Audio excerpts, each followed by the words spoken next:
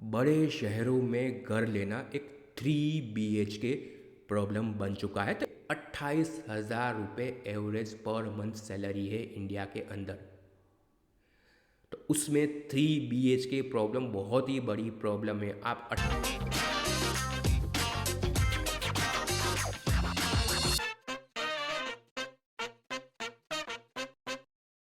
जय हिंद दोस्तों। दोस्तों, घर लेना कई सारे लोगों का सपना होता है, बट आजकल बड़े शहरों में घर लेना एक 3 BHK प्रॉब्लम बन चुका है। तो इसके ऊपर हम चर्चा करने वाले हैं। क्या है ये हमारा 3 BHK प्रॉब्लम? क्या आपको बड़े शहरों में घर लेना भी चाहिए या नहीं लेना चाहिए? और घर लेने से पहले बड़े शहर में आपको क्या पहले ध्यान में रखना है, उसके बारे में आज हम चर्चा करने वाले हैं। तो मैं अनुरोध करूंगा आप सभी से, वीडियो को अंत तक ज़रूर देखिएगा और इस वीडियो को आप अपने दोस्तों के साथ, परिवारजनों के साथ भी शेयर कीजिए। इस 3 BHK प्रॉब्लम से कई सारे लोग जूझ रहे हैं और कई सारे लोग तो डेड ट्रैप में भी फंस जाते हैं 3 BHK प्रॉब्लम के कारण। तो वीडियो को मैक्सिमम लोगों तक शेयर कीजिए, यही हमारा अनुरोध है।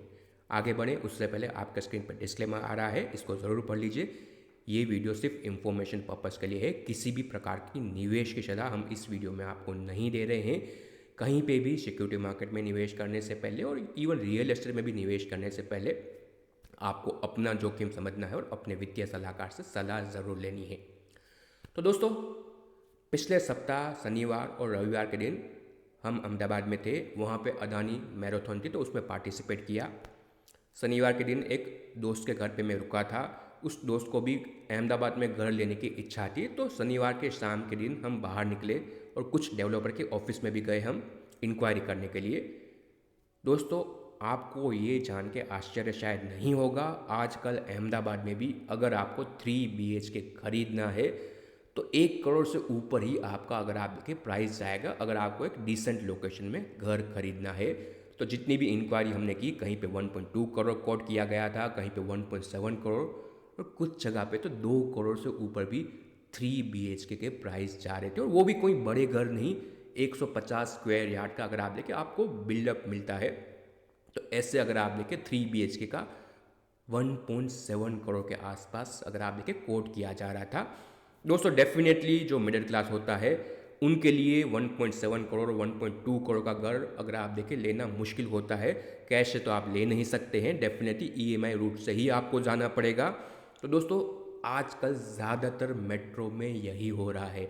जो अगर आप देखें यंग लोग होते हैं, करियर की तलाश में बड़े मेट्रो में जाते हैं, फिर वहाँ पे अगर आप देखें सेटल होने की कोशिश करते हैं और फिर वहाँ पे फिर वो 20 साल 25 साल 30 साल का अगर आप देखें EMI लेते हैं एक 3 BHK को खरीदने के लिए। और एक बार आपने EMI ले लिया तो फिर आपको डेफिनेटली अगर आप देखें तो 15 20 25 साल तक उस EMI को रीपे करना पड़ेगा और आप वहाँ पे अगर आप देखें एक ट्रैप में आ चुके हैं।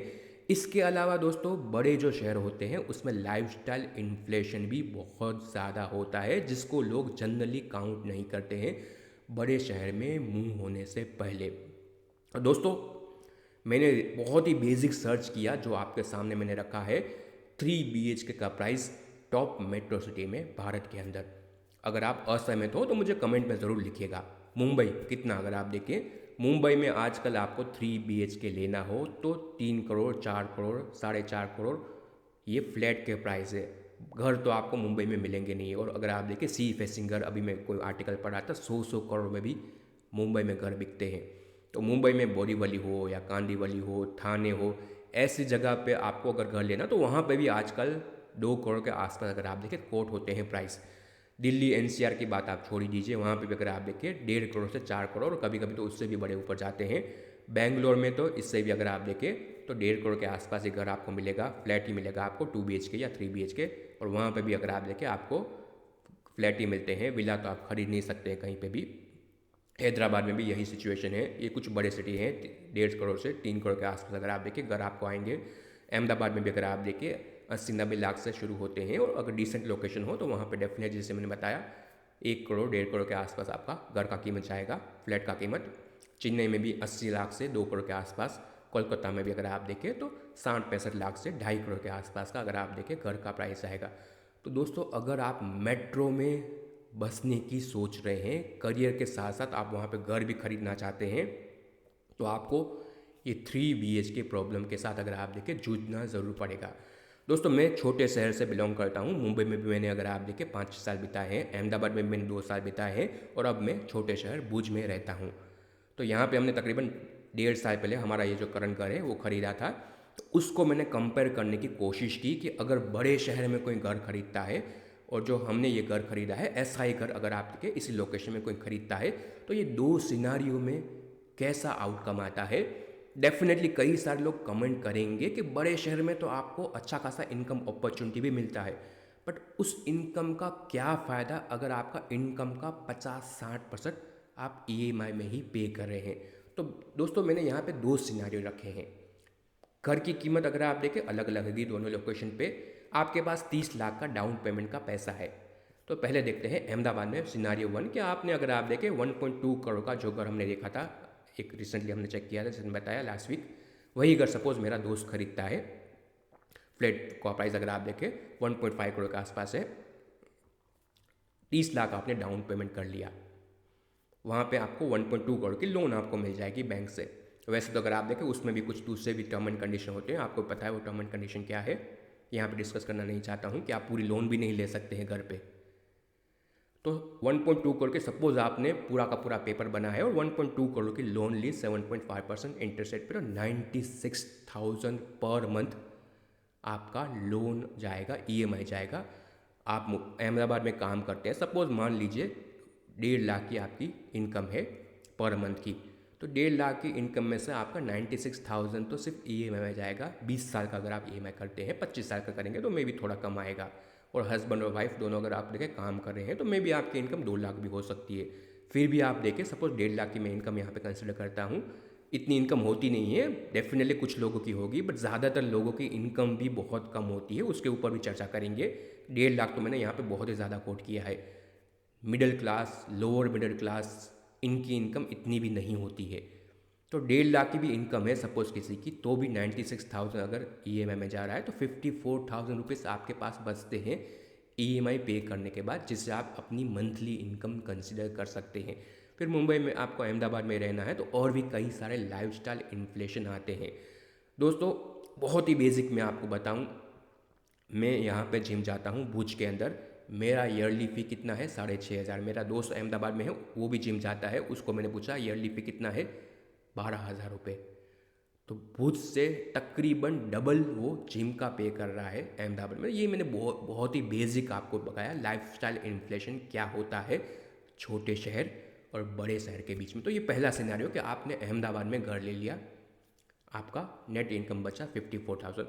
सपोज़ यहाँ पे जैसे कि आप पिक्चर में देख रहे हैं, यही जो अगर आप देखें घर देख रहे हैं, मैंने ट्विटर पे भी पोस्ट किया था कि ऐसा घर आप ले सकते हैं विथ लैंड भुज के अंदर। और ये घर जो हमारा डेवलपर है उनका अगर आप देखें मॉडल है, उसका ही घर का अगर आप देखें उन्होंने पिक्चर बनाया है वही है। ऐसा का ऐसा घर आपको मिल सकता है यहाँ पे तकरीबन 60 लाख के आसपास। 1 साल पहले की कीमतें में भी अभी थोड़ी बहुत बढ़ भी गई होगी। तो छोटे शहर में आपको 50 से 60 लाख में 3 BHK मिल जाएगा। अगर आपको यहाँ पे अगर आपको 2 BHK लेना हो, छोटा प्लॉट जो हमारा करंट प्लॉट है वो 200 यार्ड का है, आपको अगर 120 यार्ड में लेना है तो 40 लाख में आपको मिल जाएगा। 40 लाख में आपको एक डिसेंट सा 2 BHK हाउस छोटे भुज जैसे शहर में या दूसरे कोई शहर में मिल सकता है। तो डिफरेंस बहुत ही बड़ा आ जाता है एक घर के कारण। तो स्मॉल टाउन में सपोज आपके पास यहाँ पे भी 30 लाख रुपए डाउन पेमेंट के लिए है, 60 लाख का मैंने घर की कीमत यहाँ पे कंसिडर की है, तो 30 लाख आपने लोन ली। आपका अगर आप देखें 20 साल की आपने ईएमआई ले ली, वहाँ पे 24,000 रुपये आपका ईएमआई होता है।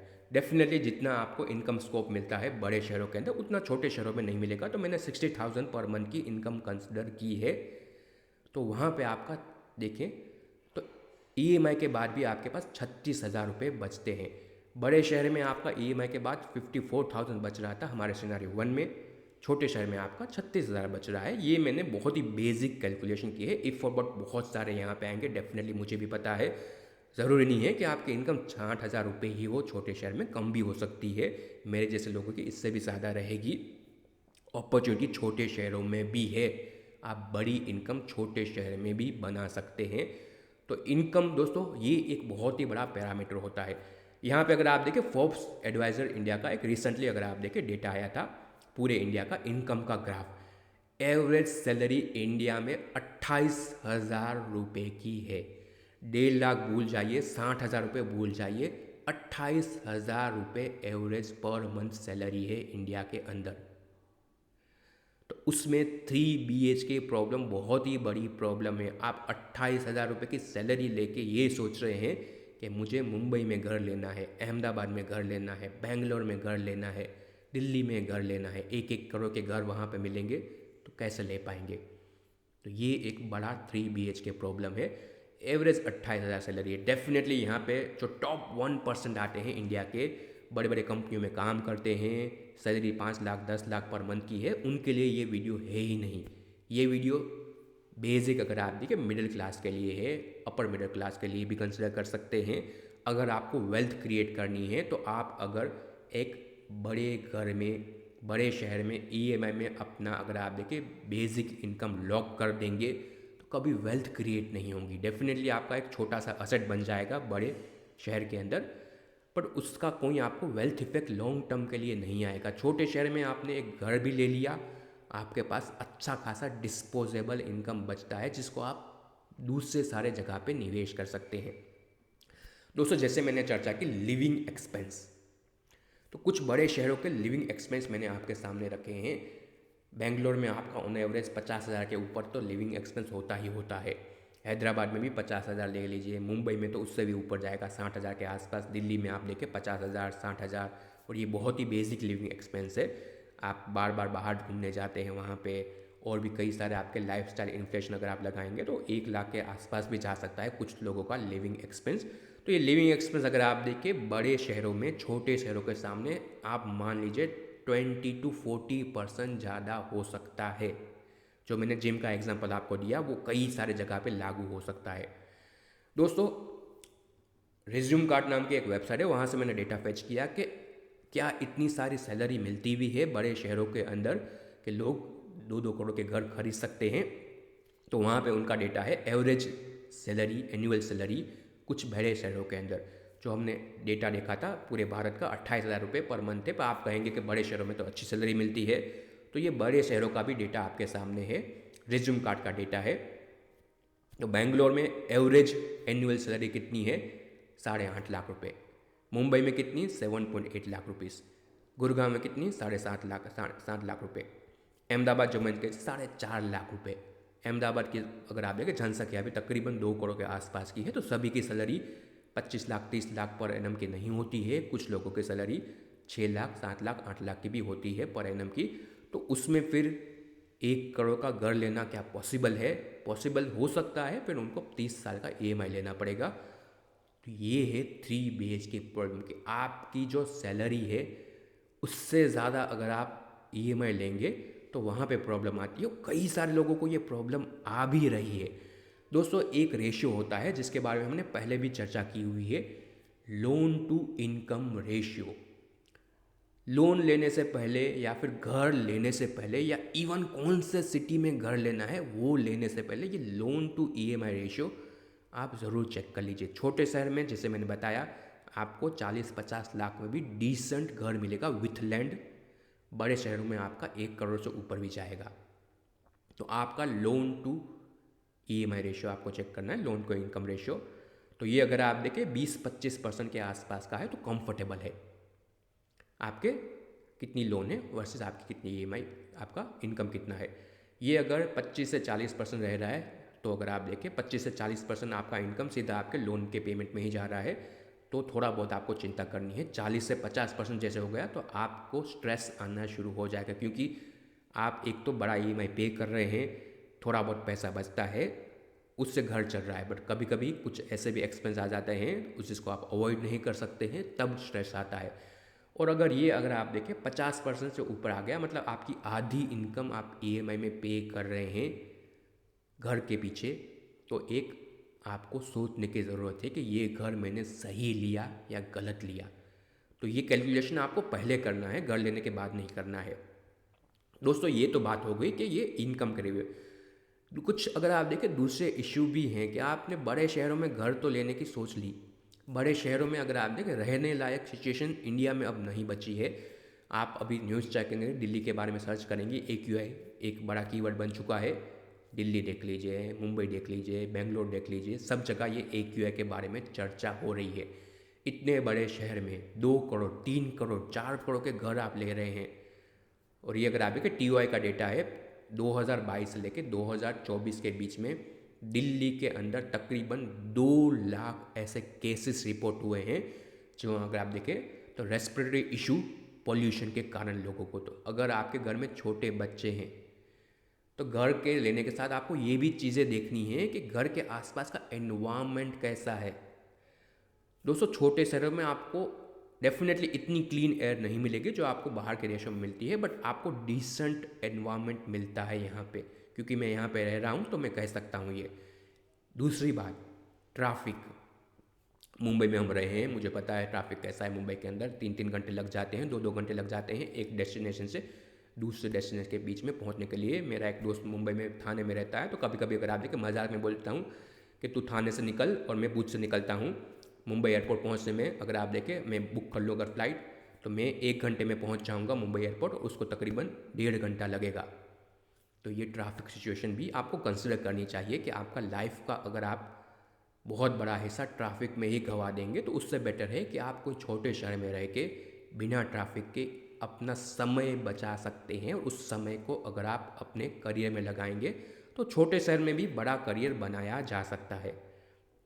दोस्तों तो कुछ फ़ायदे भी हैं, कुछ नुकसान भी है। डेफिनेटली फ़ायदे भी हैं, मैं ऐसा नहीं कहूँगा कि फ़ायदे नहीं है।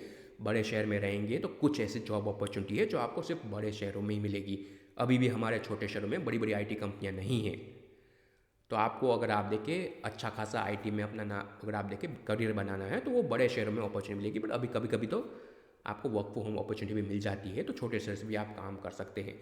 डेफिनेटली छोटे शहरों में आपको अगर आप देखें तो इतने first class health care facility नहीं मिलेगी, पूरी की पूरी नहीं मिलेगी, मैं ऐसा नहीं करूँगा। बहुत अच्छे खासे हमारे यहाँ पे भी हॉस्पिटल हैं, मल्टी स्पेशलिटी हॉस्पिटल छोटे शहरों में भी हमारे, बहुत छोटे, मैं गाँव की बात नहीं कर रहा हूँ। जो छोटे शहर होते हैं Tier 2 सिटी या Tier 3 सिटीज़, 5 लाख 10 लाख के पॉपुलेशन वाले जो शहर होते हैं, वहाँ पे भी आपको मल्टी स्पेशलिटी हॉस्पिटल मिल जाते हैं। और अगर आप देखें 100-500 किलोमीटर दूर आपको अगर आप देखें बड़े शहर भी मिल जाते हैं। पर जो आपके बड़े मेट्रो होते हैं, मुंबई है, दिल्ली है, अहमदाबाद है, वहाँ पे आपको first class health care facility मिलेगी। डेफिनेटली फ्री में कुछ नहीं मिलता। फिर ग्लोबल कनेक्टिविटी कि आपको विदेश यात्रा करनी है बार बार, तो यहाँ से इंटरनेशनल फ़्लाइट नहीं चलती है। मुंबई से आपको सारे के सारे अगर आप देखें इंटरनेशनल फ़्लाइट की एक्सेस मिल जाएगी, बट वो तो 1 घंटे में ये भी मैं भी पहुँच सकता हूँ मुंबई कभी भी। बट नुकसान क्या है बड़े शहरों में रहने के, तो जैसे मैंने चर्चा की, एयर पॉल्यूशन सबसे बड़ा अगर आप देखें हेल्थ पे इम्पैक्ट करता है। और कुछ रिपोर्ट ये भी आई है कि अगर आप कंटिन्यूस एयर पॉल्यूशन के अगर आप देखें बीच में रहते हैं तो आपका लाइफ स्पान 5 से 10 साल कम हो सकता है। ये एक बड़ा स्टेटमेंट है। 5 से 10 साल अगर आपका लाइफ कम हो गया सिर्फ एयर पॉल्यूशन के कारण, तो ये अगर आप देखें तो ट्रेड ऑफ नहीं बनता है बड़े शहरों में रहने का। टाइम वेस्ट होता है, जैसे मैंने चर्चा की, ट्रैफिक के कारण भी बहुत टाइम वेस्ट होता है। लाइफस्टाइल इन्फ्लुएंस भी हमने चर्चा की कि जो छोटे शहरों में आपका खर्चा है उससे तकरीबन 20-40% खर्चा ज़्यादा आपको बड़े शहरों में लगेगा। दोस्तों जब भी मैं छोटे शहरों की बात करता हूँ तो ये बात हर बार आती है कि छोटे शहरों में घर तो सस्ते मिल जाएंगे, अच्छी हवा भी मिल जाएगी, कम ट्रैफिक भी मिल जाएगा, पर छोटे शहरों में जॉब ही नहीं है तो छोटे शहर में रह के क्या करेंगे। तो दोस्तों ये बात थोड़ी सच है पर पूरी सच नहीं है। लोगों के जहन में ये मिसकंसेप्शन है कि सारे के सारे जॉब आपको चाहिए तो आपको तो बड़े शहर में जाना ही पड़ेगा। तो दोस्तों फिर से ये रिज्यूम कार्ड का ही डेटा मैंने इकट्ठा किया है कि कुछ फ्रीलांसिंग या गिग वर्किंग जो जॉब होती है उनका डेटा उन्होंने दिखाया है कि फ्रीलांसिंग गिग वर्किंग में कितनी इनकम बनाई जा सकती है। तो दोस्तों ये फ्रीलांसिंग जो होता है वो आप घर से भी कर सकते हैं, छोटे शहर से भी कर सकते हैं। गिग वर्किंग ज़रूरी नहीं है कि आपको बड़े शहर में ही काम करना है। तो IT फ्रीलांसिंग, बहुत सारे लोग आप में से भी IT में काम करते होंगे तो आपको पता है कि ज़्यादातर अगर आप देखें कोविड के बाद कई सारे लोग वर्क फ्रॉम होम कर रहे हैं और आईटी में फ्रीलांसिंग तो कई सालों से चलता आ रहा है। तो वहाँ पे एवरेज आप 80,000 भी कमा सकते हैं, जो बहुत ही अच्छे हैं अपने फील्ड के अंदर, वो 2.5 लाख भी कमा सकते हैं। कुछ मेरे दोस्त भी हैं जिनको मैं जानता हूँ, घर पे बैठे बैठे यूएस की कंपनियों के लिए काम करते हैं और अगर आप देखें डायरेक्टली उनको पे मिलता है, कोई ज़रूरत नहीं है ऑफिस जाने की। कुछ ऐसे भी मेरे दोस्त हैं छोटे शहर में रहते हैं, बेंगलोर में उनका अगर आप देखें हेड ऑफिस है, महीने में एक बार जाते हैं वहाँ पे ऑफिस के अंदर, बाकी घर से ही काम करते हैं छोटे शहर के अंदर, बेंगलोर में घर नहीं लिया है। दोस्तों, कंटेंट राइटर, ये आप जैसे कि वीडियो देख रहे हैं, ये एक प्रकार का कंटेंट ही है। यूट्यूब वीडियो जो है या फिर इंस्टाग्राम में जो आप रील देखते हैं, तो वो रील बनाने वाला ये जो वीडियो मैं बना रहा हूँ, मैं खुद से बना रहा हूँ। यही वीडियो कुछ लोग अगर आप देखें दिल्ली में देख रहे हैं, मुंबई में देख रहे हैं, ये वीडियो कहीं से भी बन सकता है। तो इसके लिए लोकेशन की कोई भी आवश्यकता नहीं है। तो कंटेंट राइटर होते हैं या फिर कंटेंट क्रिएटर कर लीजिए, अब तो ये फील्ड बहुत ही बड़ी हो चुकी है। 30,000 भी कमा सकते हैं, बहुत ही अच्छे हैं, बड़े बड़े यूट्यूबर भी बन चुके हैं। उनकी इनकम तो आपको पता ही है कैसे रहेगी, बट एवरेज अगर आप देखें 30 से 80,000 की पोटेंशियल यहाँ पे भी है। ग्राफिक डिज़ाइनर भी 40 से अगर आप देखें 1 लाख के आसपास कमा सकते हैं। डिजिटल मार्केटिंग भी एक बहुत ही बड़ी फील्ड बन चुकी है पिछले कुछ समय के अंदर। तो डिजिटल मार्केटिंग में आप कहीं से भी काम कर सकते हैं। अगर आपके पास 2-3 लाख का फॉलोअरशिप है इंस्टाग्राम के अंदर, तो आपके पास कंपनी आएगी, आपको पैसे भी देगी। ऐसे कई सारे अगर आप देखें इंस्टाग्राम पे कंटेंट क्रिएटर को, यहाँ पे मैं भुज में भी जानता हूँ, जिनकी मंथली इनकम 1 लाख के आसपास की है। अगर आप देखें 2-3 लाख उनके फॉलोअर हैं और महीने में 15-20 रील बनाते हैं, बस यही उनकी जॉब है। वहाँ पे भी अगर आप देखें डिजिटल मार्केटिंग में आप 45,000 कमा सकते हैं एवरेज। बड़े अगर आप देखें ऊपर के साइड पे भी टॉप 10% में तो बहुत ऊपर भी जा सकता है। कंसल्टेंट, कुछ लोग सीए में काम करते हैं या फिर आपकी कई सारी अलग अलग प्रैक्टिस होती है, तो अगर आपको बेसिक उसको कंसल्टेंट की है तो 1 लाख भी अपॉर्चुनिटी है। मैं भी एक अगर आप देखें फाइनेंशियल कंसल्टेंट हूँ। मैं भुज में बैठ के यहाँ पे अगर आप देखें अक्रॉस द इंडिया क्लाइंट को हैंडल करता हूँ। और दोस्तों, मेरी सैलरी भी अगर आप देखें, सैलरी नहीं कहूँगा, बिजनेस इनकम कहूँगा, वो 6 डिजिट के ऊपर है। 1 लाख भी कमा सकते हैं आप, अपने फील्ड में बहुत ही अच्छे हैं।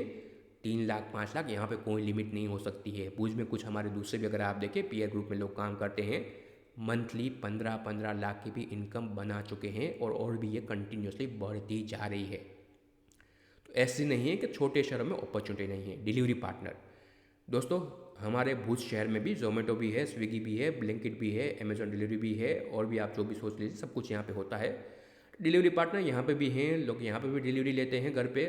तो 18,000 20,000 यहाँ पे भी कमाए जा सकते हैं। सपोज़ कोई अमेज़ोन में काम कर रहा है या फिर जोमेटो में काम कर रहा है, 18-20 हज़ार रुपये भुज में कमाना बेहतर है कि 25-30 हज़ार रुपये मुंबई में कमाना बेहतर है, वो आप खुद ही सोच लीजिए।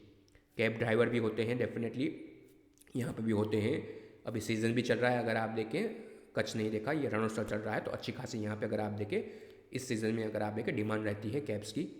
25,000 से लेके 50,000 के आसपास यहाँ पे भी बनाए जा सकते हैं। ऑनलाइन ट्यूटर, ये भी अगर आप देखें अच्छी खासी जॉब है। यहाँ पे भी अगर आप देखें ऑनलाइन ट्यूशन में अक्रॉस इंडिया आप कहीं से भी काम कर सकते हैं। 35,000 से लेके यहाँ पे टॉप जो फील्ड में होते हैं वो 1-1 लाख भी कमाते हैं।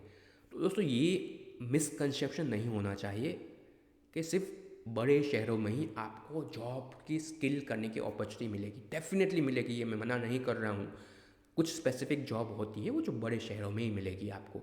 कुछ बड़ी बड़ी आईटी कंपनियां हैं या फिर बड़ी बड़ी अगर आप देखें एफएमसीजी कंपनियां, या फिर कुछ अगर आप देखें बड़े कॉर्पोरेट हैं, इन्वेस्टमेंट बैंकिंग सेगमेंट में काम करने वाली बड़ी कंपनियां जिनके एचओ मुंबई में ही है। आप किसी कंपनी के सीएफओ हैं या फिर सीईओ हैं, तो आपके लिए कुछ ज़्यादा मायने नहीं होता है पैसों का। बट जो हम मिडिल क्लास के बारे में बात कर रहे हैं, आप बेसिक जॉब कर रहे हैं, तो आप छोटे शहरों में भी जॉब कर सकते हैं। ये मैं आपको बताने की कोशिश कर रहा हूँ। जब मैं बताता हूँ कि मैं कच्छ में रहता हूँ, लोग ये समझते हैं कि कच्छ मतलब डेजर्ट। आखिर में अगर वीडियो यहाँ पे ख़त्म करने की कोशिश कर रहा हूँ, दोस्तों कच्छ मतलब डेजर्ट नहीं है। इंडिया का सबसे बड़ा डिस्ट्रिक्ट है एरिया के हिसाब से। दोस्तों, इंडिया के सबसे बड़े 2 पोर्ट कच्छ के अंदर है, कंडला और आपका मुंद्रा पोर्ट, जहाँ पे अदानी पोर्ट है। मैंने एक अपना पोस्ट डाला था हमारे घर के ऊपर कि मैं भुज में रहता हूँ, तो किसी ने कमेंट में लिखा था कि कच्छ में अगर आप देखें एक ब्रिज है, अगर वो ब्रिज तोड़ दिया जाए तो कच्छ डिस्कनेक्ट हो जाएगा पूरे के पूरे, अगर आप देखें गुजरात से और इंडिया से। तो मैंने वहाँ पे जवाब यही दिया कि अगर कच्छ डिस्कनेक्ट हो गया तो ज़्यादा प्रॉब्लम बाकी सारे लोगों को होगी, क्योंकि बहुत सारे गुड्स यहाँ से ट्रांसपोर्ट होके पोर्ट के माध्यम से पूरे के पूरे इंडिया में जाते हैं। डिस्कनेक्ट तो नहीं होगा डेफिनेटली, बट ये अगर आप देखें मजाक की बात थी। कच्छ में लोग कहते हैं कि जॉब नहीं है, कंपनियां नहीं है, तो कुछ कंपनियां मैंने चेक की कच्छ में कौन कौन सी कंपनियां हैं। आपके सामने ये कंपनियों के नाम मैंने रखे हैं, बड़ी बड़ी कंपनियों के बारे में। बाकी छोटी तो बहुत सारी कंपनियां हैं और इंडिपेंडेंट लेवल पे भी बहुत सारे लोग काम करते हैं। बालकृष्ण इंडस्ट्री BKT विश्व की अगर आप देखें सबसे बड़ी टायर बनाने वाली कंपनी है। उसका एक अगर आप देखें मेजर प्लांट यहाँ पे भुज से ही तकरीबन 5 किलोमीटर दूर है। अदानी पोर्ट भारत का अगर आप देखें सबसे बड़े पोर्ट में इसका नाम आता है। यहाँ पे मुंद्रा में अदानी पोर्ट है, बहुत वहाँ पे भी जॉब्स है। अदानी पोर्ट भी है, विलमार भी है, अदानी पावर वहाँ पे ही है। जिंदाल अशोक इनका भी बड़ा प्लांट है यहाँ पे। AMW ट्रक बनाने वाली अगर आप देखें बहुत बड़ी कंपनी है, ये भी अगर आप देखें BKT के पास में ही इनका प्लांट है। रत्नामणि ट्यूब बड़े साइज़ के ट्यूब बनाए और ये भी एक लिस्टेड ही कंपनी है, आपको शायद पता होगा। तो इसका भी प्लांट अगर आप देखें मुंद्रा से थोड़ा दूर है। वेल्सपुन ग्रुप के भी कई सारे प्लांट यहाँ पे है, अंजार के पास है। सुजलोन विंड फार्म में बहुत बड़ी बड़ी कंपनियाँ कच्छ में अगर आप देखें, विंड फार्म बहुत बड़ा अगर आप देखें सेक्टर है। तो सुजलोन का भी HO हेड ऑफिस तो नहीं है, बट यहाँ पे भी इनकी कई सारी ऑफिस है। और अगर आप देखें ऑपरेशन लेवल पे बहुत सारा काम सुजलोन का यहाँ पे रहता है। इफ़को फर्टिलाइज सेगमेंट की एक बहुत ही बड़ी कंपनी है। इनका अगर आप देखें तो पूरा का पूरा सेटअप गांधीधाम के अंदर है। सांगी सीमेंट जो रिसेंटली अदानी ने अक्वायर किया, ये भी अगर आप देखें तो कच्छ में ही है। GMDC इनकी भी बड़ी माइन पहले थी यहाँ पे, अब तो थोड़ी बहुत कम हो चुकी है ऑपरेशनली। आशापुरा माइन के ये भी एक माइन की बड़ी कंपनी है। टाटा पार्क का भी बड़ा प्लांट है मुंद्रा के अंदर। मैन इंडस्ट्री भी यहाँ पे है। पार्ले ग्रुप जो अगर आप देखें बिस्किट बनाता है, उसका भी एक प्लांट है यहाँ पे। फिर अगर आप देखें सोलारिस केमिकल है, रैमको इंडस्ट्री है, इलेक्ट्रोथर्म है, उसका अगर आप देखें भारत फूड है, और 20 माइक्रो में। तो माइन की कई सारी कंपनियां हैं और हैवी जो आपके इक्विपमेंट होते हैं, खासकर पाइप सेगमेंट की बड़ी बड़ी कंपनियां, क्योंकि पोर्ट पास में है तो ट्रांसपोर्ट करना ईजी हो जाता है। तो पाइप की बड़ी कंपनियां भी ज़्यादातर पोर्ट के आसपास ही है। और भी फ्यूचर में बहुत सारी कंपनियां यहाँ पे आ सकती है। अभी तो अगर आप देखें खावड़ा में बड़े बड़े अगर आप देखें सोलर पार्क भी बन रहे हैं, हाइड्रोजन पार्क भी बन रहे हैं।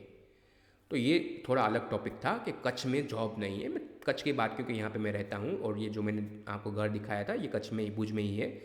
तो ये डेजर्ट नहीं है, यहाँ पे भी जॉब मिल सकती है अगर आपको अपॉर्चुनिटी ढूंढनी है। तो आखिर में यही कहना चाहूँगा मैं दोस्तों कि आपको अगर घर लेना है, करियर डिसीजन आप ये ज़रूर देखिए कि आप 25 साल अपने करियर में कितना एक्सेल करेंगे।